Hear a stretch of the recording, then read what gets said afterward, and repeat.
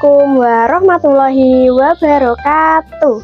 Halo, perkenalkan nama saya Birta Dwi Nur Alicia dengan NIM 858736772. Kali ini saya akan menyampaikan materi tentang simbiosis parasitisme dalam pelajaran praktikum IPA.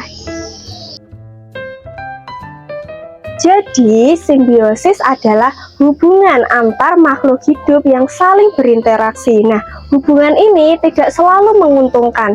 Jadi, apa saja ya yang menguntungkan dan tidak menguntungkan? Mengenal berbagai jenis simbiosis. Simbiosis terbagi menjadi 3 jenis. Yang pertama ada simbiosis mutualisme, yaitu hubungan yang saling menguntungkan antar makhluk hidup. Contohnya lebah yang membantu penyerbukan bunga.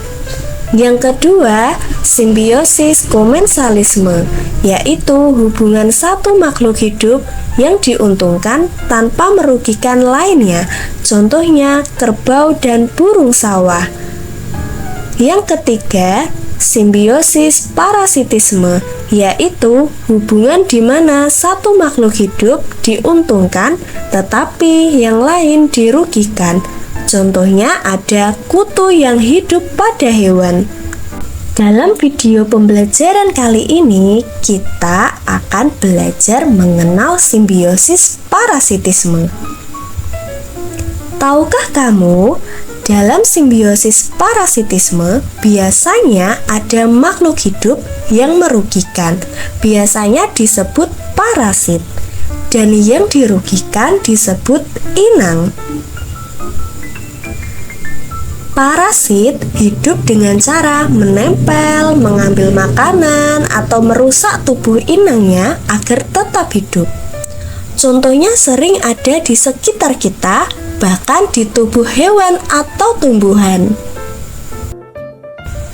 Mari kita lihat 5 contoh simbiosis parasitisme yang ada di lingkunganku. Apakah ada di lingkungan sekitarmu juga?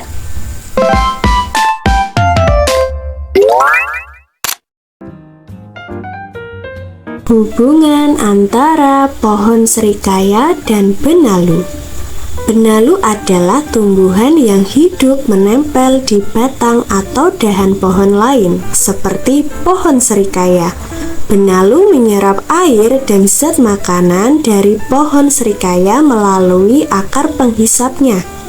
Akibatnya, pohon serikaya dirugikan karena kehilangan sebagian nutrisi dan air, sehingga pertumbuhannya bisa terhambat atau menjadi lemah. Hubungan antara pohon pisang dan ulat daun. Ulat daun sering hidup di daun pohon pisang. Ulat tersebut memakan daun pisang sebagai sumber makanannya. Akibatnya, daun pohon pisang menjadi rusak, berlubang, dan tidak bisa berfotosintesis dengan baik.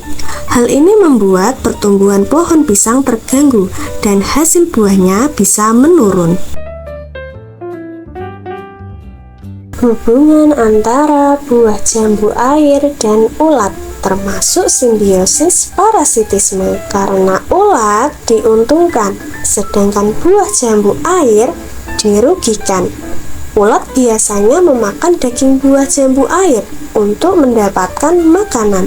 Akibatnya, buah menjadi berlubang, busuk, dan tidak bisa dimakan lagi. Hubungan antara manusia dan nyamuk. Nyamuk sering menggigit manusia untuk menghisap darah. Darah manusia digunakan nyamuk sebagai sumber protein untuk membantu perkembangan telurnya. Akibatnya, manusia dirugikan karena bisa merasa gatal, bentol, bahkan bisa terkena penyakit demam berdarah atau malaria jika digigit nyamuk yang membawa virus. Hubungan antara kucing dan kutu. Kutu sering hidup di bulu kucing.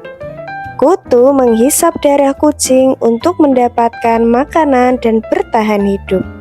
Akibatnya, kucing dirugikan karena merasa gatal, tidak nyaman, dan bisa terkena penyakit kulit. Sedangkan kutu akan diuntungkan karena mendapat tempat tinggal dan sumber makanan. Dari isi pembahasan video tersebut, kita dapat menyimpulkan ada 3 jenis simbiosis. Salah satunya ialah simbiosis parasitisme, yaitu hubungan antara dua makhluk hidup di mana satu pihak diuntungkan, sedangkan pihak lainnya dirugikan. Hubungan ini sering terjadi di alam sebagai bagian dari keseimbangan ekosistem. Contohnya seperti manusia dengan nyamuk, kucing dengan kutu, pohon pisang dengan ulat daun, pohon serikaya dengan benalu, dan buah jambu air dengan ulat. Dari contoh-contoh tersebut, kita dapat memahami bahwa simbiosis parasitisme dapat merugikan inangnya, sehingga penting bagi manusia untuk menjaga lingkungan agar tidak terjadi gangguan keseimbangan alam.